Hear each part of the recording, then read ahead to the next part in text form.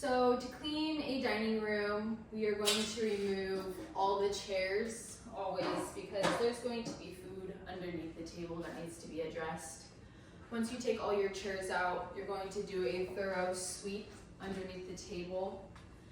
And to clean the tops of your table, you're going to be using your cleaning rag and your multi-purpose disinfectant cleaner, ready for the next guest. And when you're cleaning it, make sure you're getting the full table and the sides as well, because there might be food on the sides of the table, not just the top.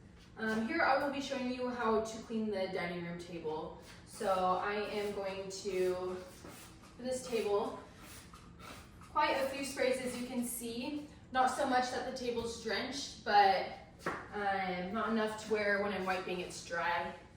And you'll notice this table has some little details.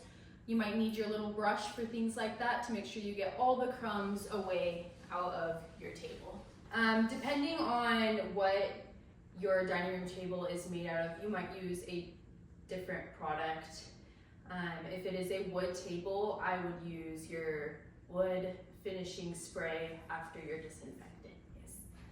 And we're going to be just checking it, making sure it is nice. There's no food on it because it is in an area where food is, making sure no dust, anything is on the piece.